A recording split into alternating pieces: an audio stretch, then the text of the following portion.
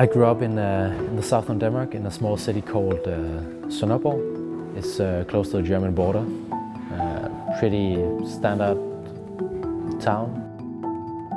When I was living there, I wasn't like looking to get away from there, but when I was around 19, 20 years old, all my friends started moving to Aarhus and Copenhagen.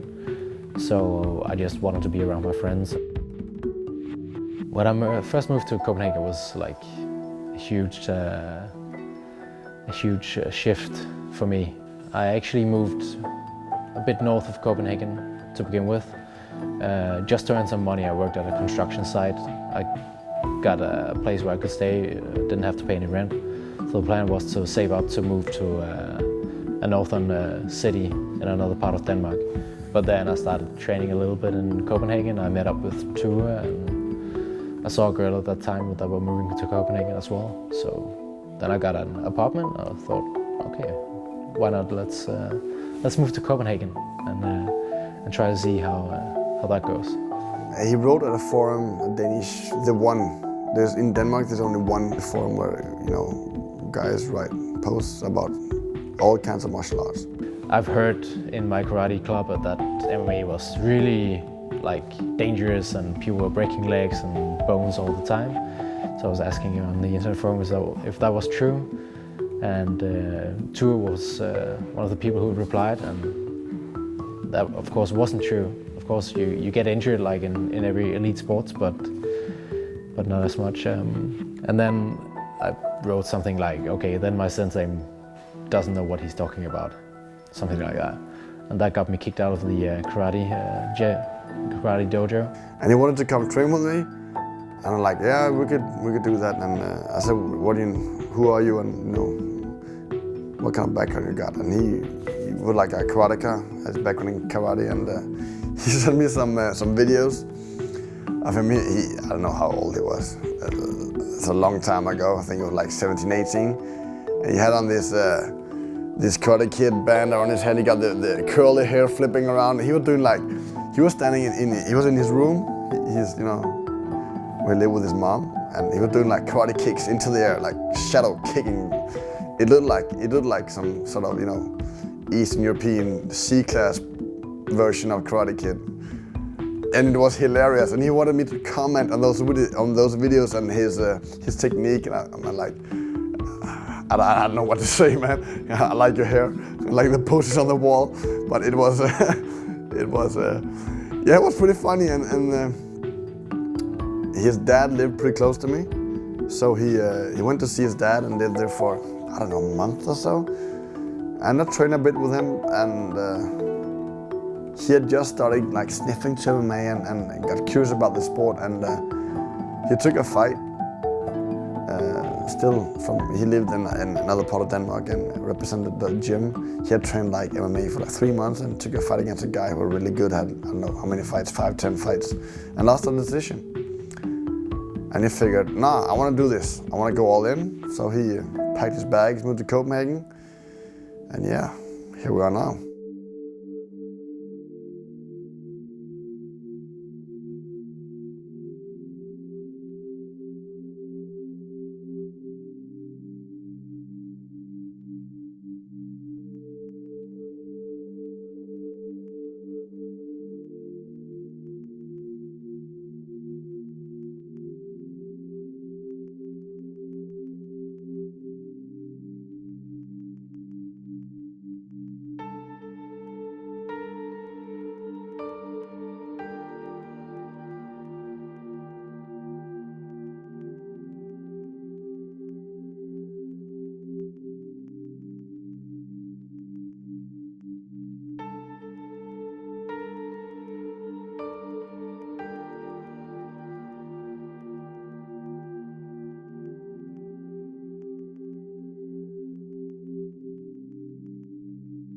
Until I started doing it, I didn't really, I didn't know what to do. I've never had a clear goal of what to do in my life.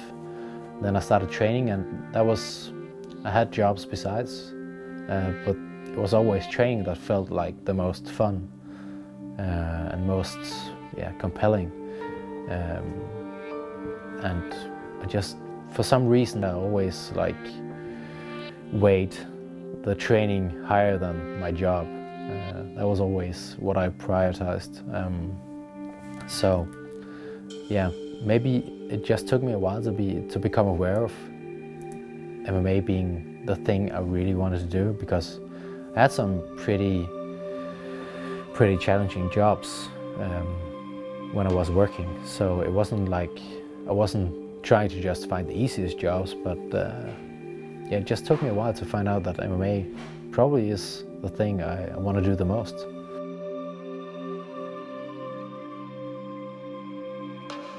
Besides Turo, who's been a major influence on me as a person and my MMA career, obviously, I also do a lot of photography when I'm not fighting, and that influenced me in a more creative way,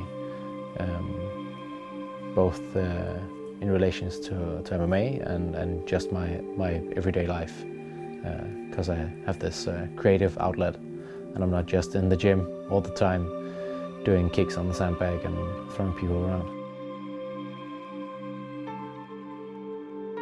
I think in general, when training for fights and just doing MMA in general or sports, you have to have fun while you're doing it.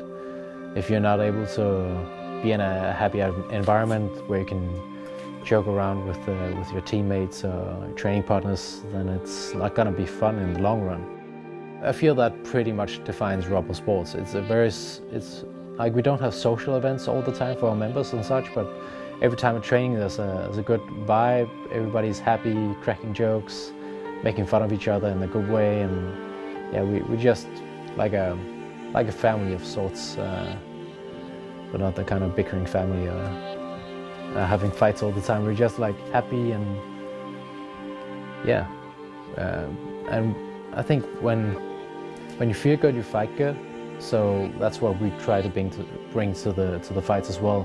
I think if you go to our locker rooms 2 hours before the fights, we're joking around, smiling, you know, and I've seen some other locker rooms with people from other gyms that are like mean mucking all the time and getting pumped up and getting into rage mode, and I think that's kind of if you do that, you spend too much of your energy before you're going into the cage. You should try and focus that energy on the fight itself and not try to spend it before you're going into the cage and trying to man yourself up in some sort of way. Of course, you have to be mentally prepared, but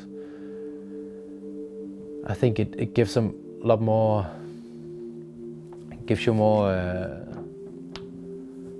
more free mind of sorts when you go into the cage and you're not fighting on rage, but more just because you want to be there and don't have to pump yourself up and be mean before you go into the cage. Background-wise, we're like a group of totally different people. We have Demetrio, who's a Bosnian whose parents left Bosnia when he was 8 years old. He's lived in another part of Denmark most of his life. But then we have Marquez, who's a war veteran, who's been out fighting wars, and then we have Turo, who's a family dad, and we have Thomas Lacour, who used to be a hippie before. We have all sorts of different people in our gym that really makes the group so good, because we're so diverse. We have so many different persons that we can draw on. Yeah, in my background, I'm probably the geeky guy who turned into a karate dude that turned into a very geeky MMA fighter. Yeah, I used to play a lot of computer games when I was small and always into gadgets and stuff like that. So every time it's gadget related, hey Nicolas, can you come help or something? He has this alter ego. He flips a switch. And back in the day, as an amateur, it was more obvious. He didn't talk trash, but I think he won a couple of his amateur fights before the fight got started, just by looking mean and his demeanor. But now he flips on the switch, like when he's calm until he's entering the arena. When they put on his music, the Black Betty song from Spiderbait, deadlift. He just starts smiling and jumping up and down. It's like, oh, he looks like a psycho, and you know, he enjoys it. He goes, you know, he says himself that his mind just, you know, it goes blank. He doesn't feel anything, he doesn't think anything. He's just in the moment, and yeah, he's special. He's really sensitive. I think he's the most sensitive guys I've ever trained. Like both physically, like he's really sensitive. Like if you talk about how many hours he sleeps a night, there's a big difference. If he gets 8 hours, it's cool. If he gets 7.5, he's like, okay. 7 hours, it's crap. Nothing works. Same with his food. So he's really sensitive towards, you know, he's got a routine down. It has to be that way. And when he's got it down that way, he's a dangerous guy. And that's why I call him Sharpshooter, because, you know, he was called Pimp Daddy back then. Because of his nickname from the forum when he was a teenager, he couldn't be called Pimp Daddy when he started going places.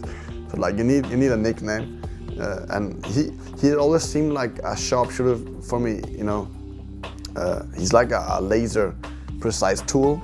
He's not a sledgehammer kind of guy. He's got that kind of power, but he's like zeroing in on guys and then zam, and they're out. Like so clean, so perfect, looked really elegant, like effortless.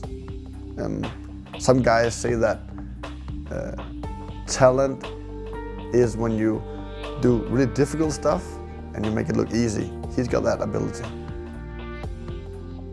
Everybody's like, yeah, you're winning that fight, yeah, you got it and stuff like that, but I always try to like make my opponent better than he is, because that gives me the drive to go in the gym and give it all I have. Like I always make him into a huge monster of sorts in my mind, because then I know then I know I can go in the gym and go 100%, because I want to fight this great dude that my opponent may not be, but if I make him into that, then that can motivate me to maybe become the same monster. He doesn't care. Nicolas, he's got blinkers on, like, you know, on a horse. He has his eyes set on his opponent. He does not care what anyone else says about him, or if he's a favorite or underdog, doesn't matter. I mean, in MMA, when they shut the door, there's a referee and there's the other guy who's trying to take your head off. I don't care who the other guy is, he's dangerous. If you go into the cage and in any way think that you've already won the fight, that's probably when you're gonna be losing fights. You can't. I feel I can't go in and on forehand think it's gonna be an easy fight because the opponent, he doesn't have a good defense or something. Everything can happen in an MMA fight. When Nicolas was supposed to face Hassan N'Jai, the Swedish phenom, he's a terrific striker, good grappler, scary guy. Now it's nice outside of the cage, but you don't want to face that guy. Nicolas did. I want that guy because why? He scares me. I want to face him. I want to face my demons. I want to go in there, lock horns with them, and just go to town. Throw punches, kicks, elbows, get taken down, counter it. He wants that kind of fight, and again, that kind of mentality is what scares guys, because he wants to push himself to that limit. And against Churilov, who's 15-1, he's taking this as seriously as possible. I think March 22nd, I'm gonna make Churilov regret that he took the fight with me, and he's gonna go back to Ukraine with a swollen eye, and I think he's gonna fall asleep at some point.